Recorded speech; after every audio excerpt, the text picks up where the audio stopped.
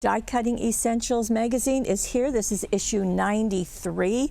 You can tell by the front, perhaps you can tell what's going to be inside. Always a nice thing to get with these. There are 8 dies, so leaves, pine cones, flower, all of these. And I have to tell you, I think what they did is really, really fun. Also, there's a note that there are papers and toppers to download, so there'll be a digital information in the magazine to tell you how to get those. But let's take a peek through the magazine first, and we'll start right here where it gives you some die cutting hints and tips. Now, even if you are experienced, it's kind of nice to glance at this because there might be something that maybe you didn't know or need to be reminded. Fabulous foliage. Now, as I said, some very different color combinations, and that really surprised me, and I thought it was really fun to see. They've done all of these on white cardstock, and as you can see, with just some solids. So just a very fun color combination and something a little different. So you can take any of the pieces and do a combination collage as they've done here, or just take one and create a wreath with it. So that's fun to see. These are, this is called a skills booster, and I thought it was fun because it's just taking you step by step for a shaker card. If you're not sure how to use those, you've got it right here. I thought this was really fun because it's taking triangles and making a tree out of them, or just placing them on a card. And I thought that was fun because that's certainly something you can just cut out with your paper trimmer. Again, here are some more of the shaker cards, and there's certainly no shortage of things to put in a shaker card, is there?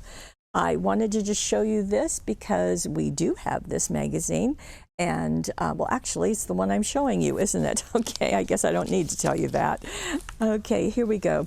Christmas and cheer. Again, some other ways you can use these dies.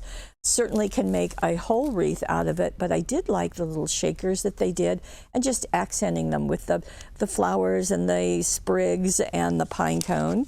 Just really nice. Here's some more close-ups if you want to do some different things. Here's a center step card, again in the variety of solid colors.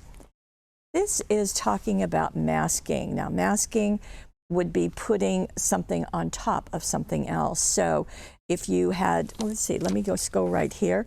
If you had, here we've got some steps for you, but if you have your paper or your cardstock and you want to create a circle in it, simply die cut out a circle, place it on top, and then you can spatter or you can spritz around that, and then take it off and do something on the inside. So it's a fun technique, just gives you more variety, and here's some more of examples of that. And here we have, going back to our cutting dies, more in the autumn look, but you certainly, as you saw earlier, you can do them in any color. So again, here is a whole collection, this time rimming the outside of the card, and also doing them on an S card.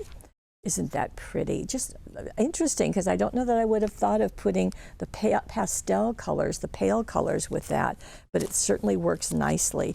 So a lot that you can do, and if you're like me, if you're going to get a cutting die, even if it comes in a magazine, you want to have lots of variety to work with it. Now, I'm delighted to tell you that this is in stock. I'm also pleased to say that it is exclusively here at paperwishes.com.